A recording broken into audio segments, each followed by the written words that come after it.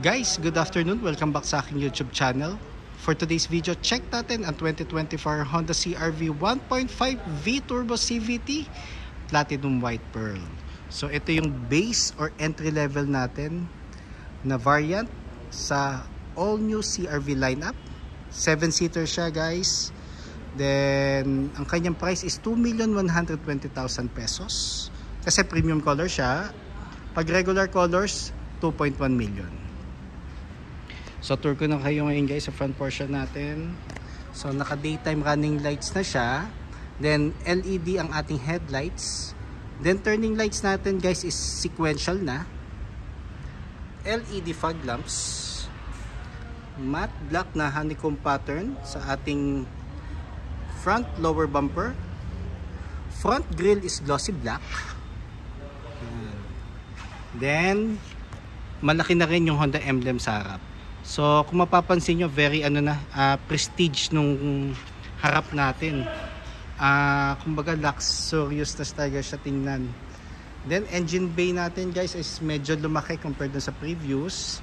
Then ang kanyang engine is 1.5 turbo engine, CVT or 7-speed automatic, 188 horsepower, then 240 Newton meters of torque. So combination siya ng power yet fuel efficient na engine. Yan. So nandun na tayo sa age na almost lahat ng nilalabas is naka-turbo na. Yan. Then regarding naman sa fender, matte black. Then meron siyang reflector sa may side ng front bumper. 18-inch alloy wheels. Then ventilated disc ang ating brake sa harap. Ground clearance is 198 mm. Then door integrated side mirror with side turning lights. So mas visible ka sa daan, lalo na pag gabi, pag mag-right or left turn ka. Lane watch camera. Door handles natin is body color with smart entry. Then naka-solid disc brake tayo sa likod. Then roof rail. So ano siya, it's more on stainless color. Then naka shark fin antenna na tayo. Then ang ating tail light is LED na pa vertical.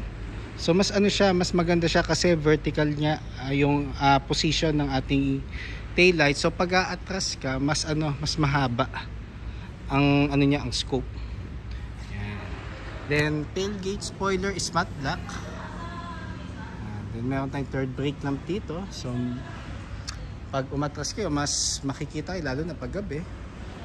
Then lower bumper natin sa rear is matte black. Then meron na siyang 4-eye backup sensor, guys.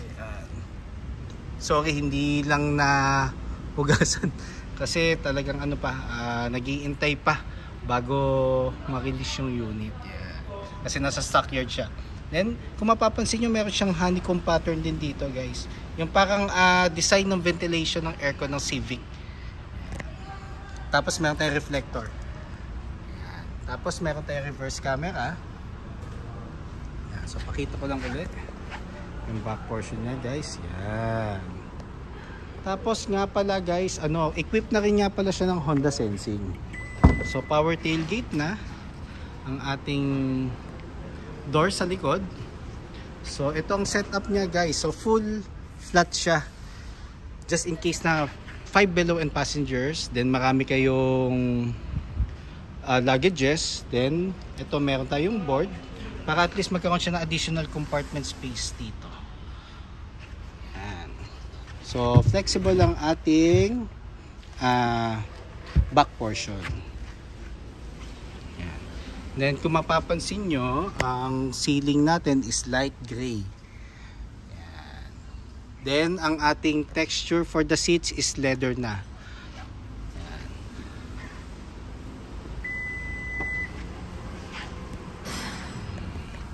So tour ko naman kayo ngayon, guys, dito sa driver side. So 57 liters ang ating fuel tank capacity. So depende sa inyo kung anong octane Basta pag nagpalit kayo ng octane, kailangan all the way. Yun na yung octane na gagamitin nyo. Para at least hindi magkakaroon ng effect sa makina. Then, urethane ng ating texture. Ng ating sides. Then, meron siyang glossy black. Then, same time honeycomb pattern din na na trimmings. Yan. Kasi dun sa all-wheel drive or dun sa top of the line na turbo gasoline, wooden accent. Yung parang dun sa 5th gen na CR-V. So, ito yung kanyang interior. Nya, full leather seats. Then, meron tayo ditong armrest. With 2 cup holders. Yan. Tapos aircon vent with 2 USB charging ports. Yan. Then ang maganda dito, touch na rin ang ilaw natin sa ceiling. Same goes with the other side. Yan. Tapos pag gusto mo siyang off, pindutin mo rin lang ulit. Yan. So dito naman tayo sa front portion. So sa sides, same goes din. Parang yung kanina sa second row. Then meron siyang memory seat. Yan, may 1-2. Kaya bakit 1-2? Kasi yung smart key natin may naka-indicate na 1 or 2. So pag yun ang nasense niya, depende yun sa settings ng magdadrive So kung number 1 ang lagi mong dala, mas maganda yun ang mo, para pag upo mo, mag-a-adjust na lang yung seats natin. Yan, then power folding side mirrors, then power side mirrors, central door lock, power windows, then leather na yung sa sides natin. Yan. Then power seats, both driver and passenger. Yan. So, upo na tayo guys. Yan. Saka kung makikita nyo siya ng personal, yung basta iba yung feeling. Mas malaki talaga siya, yung vibes niya compared dun sa previous model. Yan. So ano ko lang. Yan. So dito naman tayo sa steering wheel. So tilt and telescopic siya. So it means pwede mo siyang adjust forward and back, up and down. Depende sa driving position kung saan ka komportable. Then, texture ng ating manubela or steering wheel is leather na. Then, meron tayong audio control. Yan, meron tayong audio control dito. Then, for the sensing. So, normally, adaptive cruise control and lane keep assist. Yan. Tapos, kung mapapansin nyo, dito sa dashboard, ano siya, parang Civic na rin pala ang kanyang aircon vent. Ayan. So, the same time, ang accents niya is glossy black. Ayan. So, ayan. So, nandun na yata si Honda ngayon sa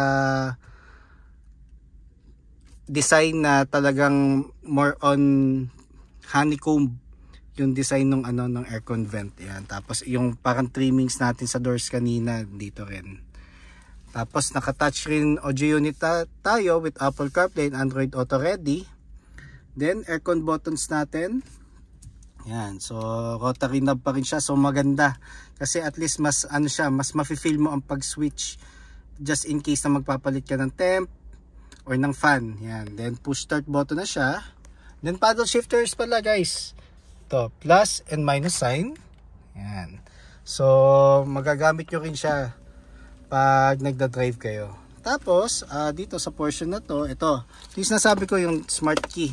So meron siyang number 1 and number 2.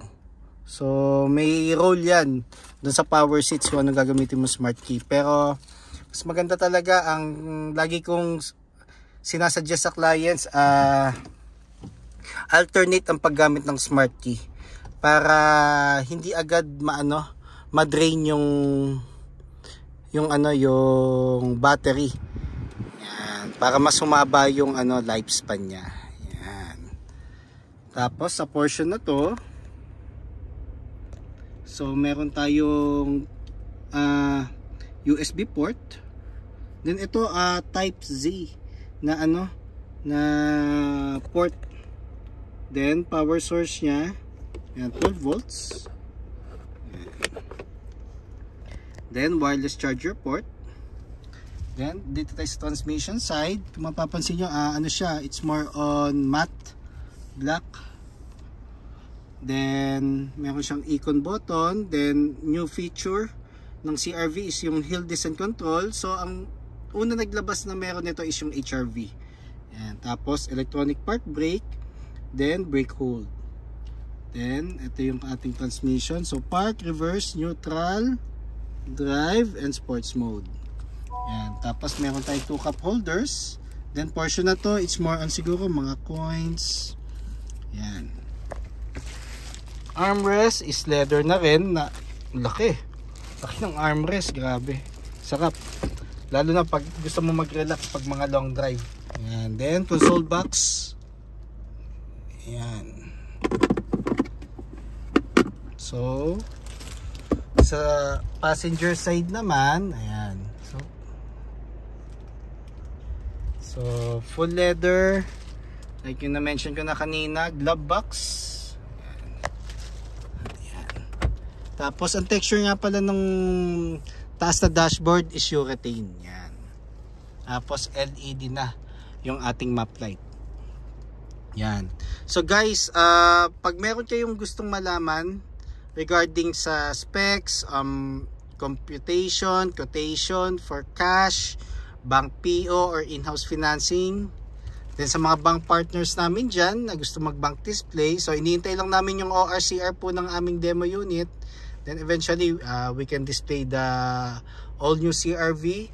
Then parts and service appointments, don't hesitate to call or text 0906-386-8937 or visit me at 141 Quezon Avenue, Quezon City, and look for me, Ross Oliver Cruz, ang inyong friendly sales executive here at Honda Cars Quezon City.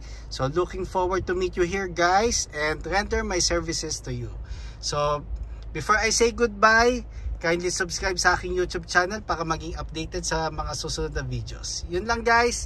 Thank you and God bless.